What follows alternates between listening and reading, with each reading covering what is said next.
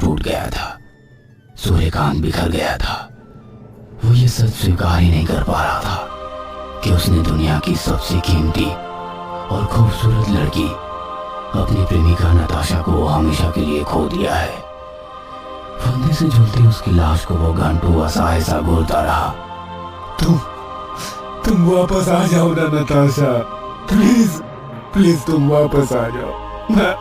मैं क्या करूंगा तेरे बिना। यार नताशा, तुझे मेरी कसम, तू आ जा यार, वापस आ जा। यार गलती हो गई मुझसे, लेकिन गलती की ऐसी सजा कौन देता है यार। नताशा प्लीज यार, प्लीज तू आ जाना। तेरे साथ मुझे फुल स्पीड बाइक चलानी है।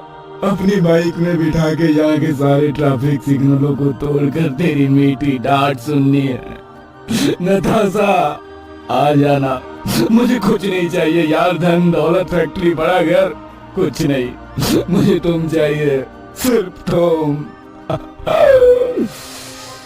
जीवन के सबसे बड़े सत्य को झुटलाने की कोशिश करने वाला एक मूर्ख होता है। मृत्यु एक अटल सत्य है और मृत्यु के पश्चात मृतक की वापसी की उम्मीद असंभव है।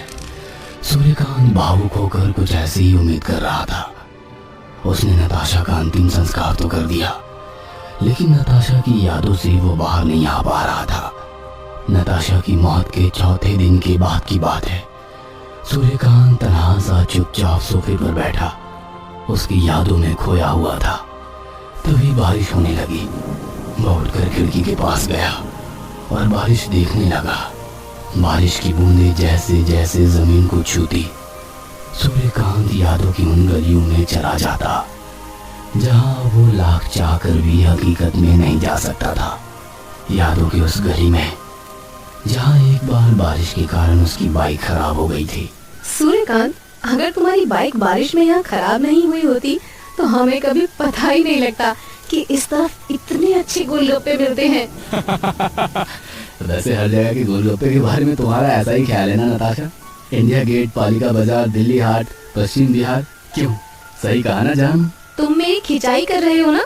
ठीक है, कर लो खिंचाई, but yes I love golgappa. अरे पहले खा तो लो फिर बोलना।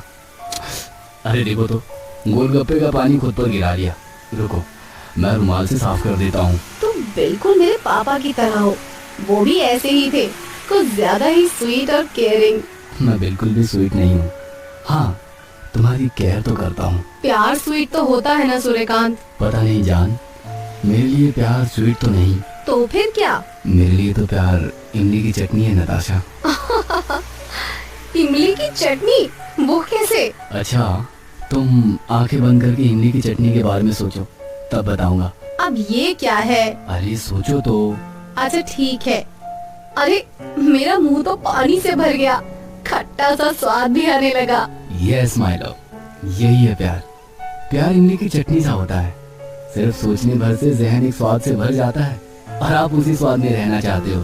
हाँ सूर्यकांत, ऐसा ही होता है जब मैं तुम्हारे बारे में सोचती हूँ। और जब मैं तुम्हारे बारे में सोचता हूँ माय लव। तभी जोर की बिजली कड़की। सूर्यकांत यादों की उन खट्टी मीठी गलियों से हकीकत की उस उबड़ खाबड़ सड़क पर आ गया, जहाँ पर चलना उसके लिए बहुत ही मुश्किल था।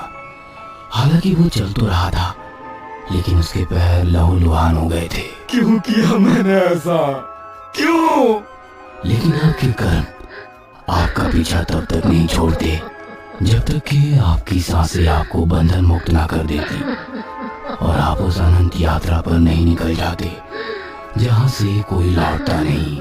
सूर्यकांत की आंखों में आंसुओं ने अपना घर बना लिया था और दुखों के चक्रव्यूह में वो ऐसा फंसा था जहाँ से वो चाहकर भी नहीं निकल पा रहा था।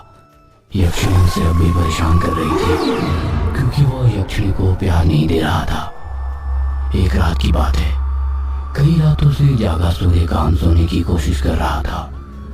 उस दिन संयोग से उसे नींद भी आ गई थी। वो जैसे तैसे नींद की आगोश में जा रहा था, तभी एक साया उसकी तरफ बढ़ रहा था। ये कोई और नहीं, यक्षिणी ही थी। उसने उसे जगाने की कोशिश की।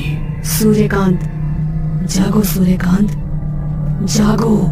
लेकिन सूर्यकांत नहीं जागा। यक्षिणी की आंखों में खून उतर आया। गुस्से से उसकी आंखें तपते कोयले की आग की तरह लाल हो गई। उसने सूर्यकांत को उठाकर जमीन पर रखा। फिर उसने अपनी आंखें बंद करके कोई मंत्रोच्चार किया। कुछ ही पलों में उसके हाथ में लोहे की कई सारी कीले और एक हथौड़ी आ गई थी। यक्षिणी ने उस कीले को लोहे की हथौड़ी से सूर्यकांत की उंगलियों में ठोकना शुरू कर दिया।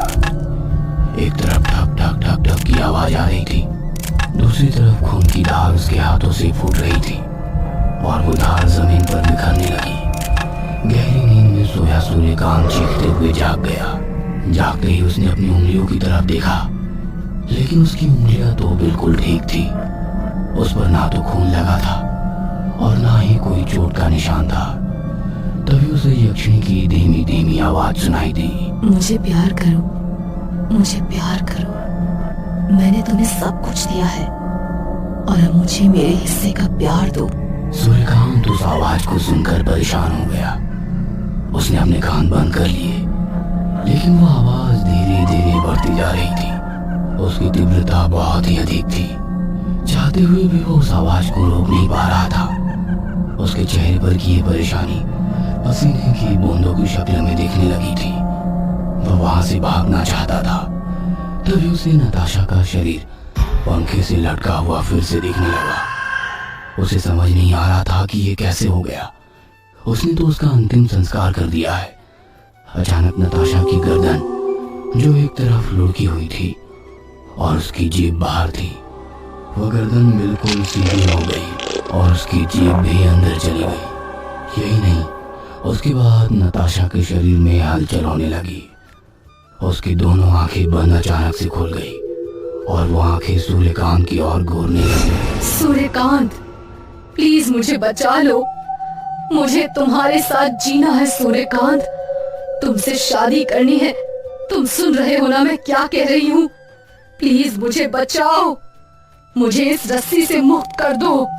मैं तुम्हें गले लगाना चाहती हूँ सूर्यकांत। सूर्यकांत सम्मोहित सा उस आवाज को सुन रहा था। अचानक से उसे लगने लगा कि उसकी नताशा वापस आ गई है।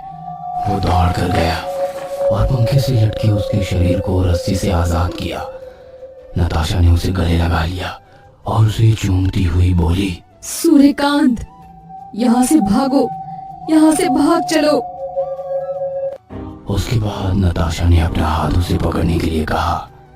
सूर्यकांत ने भी उसका हाथ पकड़ने के लिए अपना हाथ आगे बढ़ाया, लेकिन ये क्या, वो चाहकर भी उसका हाथ पकड़ नहीं पा रहा था। उसने उसे गले लगाने की कोशिश की, लेकिन उसका हाथ तो उसके शरीर से आर पार हो गया।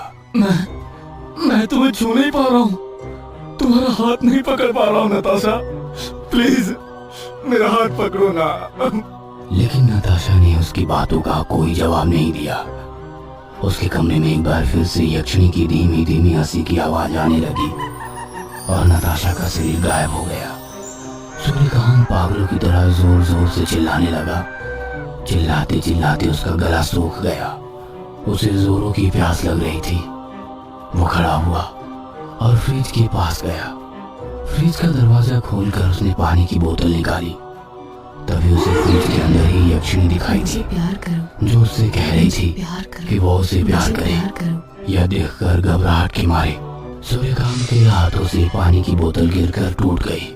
उसने फ्रिज को बंद कर दिया और दूर जाकर सोफे पर बैठ गया। लेकिन जैसे ही वो बैठा, फ्रिज का दरवाजा अपने आप खुल गया और उसके अंदर से यक्षिणी की वैसे ही आवाज आने लगी। सूर्यकांत अब तंग आ गया था। वो खड़ा हुआ और बदहवास घर के बाहर भागने लगा। पूरी रात वो भागता रहा और भागते भागते उसी शमशान की बाहर वाली सड़क पर गिरकर बेहोश हो गया, जहाँ कभी उसने यक्षिणी की साधना की थी। जब उसकी नींद खुली तो उसने देखा कि वो सड़क के किनारे पड़ा हुआ है। उसके पास से कई सारी गाड़ियां गुजर रही है। कई लोग भी उस रास्ते से गुजर रहे हैं, लेकिन कोई भी उसकी ओर नहीं देख रहा है। कल तक इस शहर का सबसे अमीर आदमी सूर्यकांत आज लवारी सामान की तरह सड़क पर पड़ा हुआ था, लेकिन किसी को फुर्सत नहीं थी कि एक मिनट के लिए भी उसके पास रुक जाए। हाँ, एक कुत्ता जरूर उसकी बगल में बिना ये सोचे लेटा हुआ था कि सूर्यकांत इस शहर का सबसे अमीर आदमी रह चुका है। सूर्यकांत यक्षिणी से पीछा छुड़ाना चाहता था, लेकिन उसे समझ नहीं आ रहा था कि वो आखिर करे तो क्या करे। उस दिन के बाद वो सड़क पर ही किसी भिखारी की तरह रहने लगा। अगर किसी ने उसे कुछ खाने को दिया तो उसे खा लिया, नहीं तो वो भूखे प्यासे ही वो सड़क पर लेटा रहता। उसे घर वापस लौटने से बहुत डर लगता था।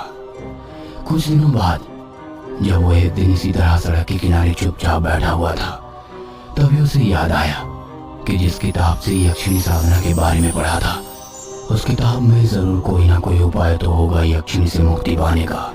लेकिन वो किताब थी कहाँ, उसे याद नहीं आ रहा था, क्योंकि उसने वो किताब लाइब्रेरी में अब तक लौटाई नहीं थी। बहुत मशक्कत के बाद उसे याद आया कि वो किताब वो नई हवेली में ले गया था। उसे यह भी याद आया कि उसने वो किताब हवेली के तहखाने में एक लोहे के बक्से में छिपा रखी है।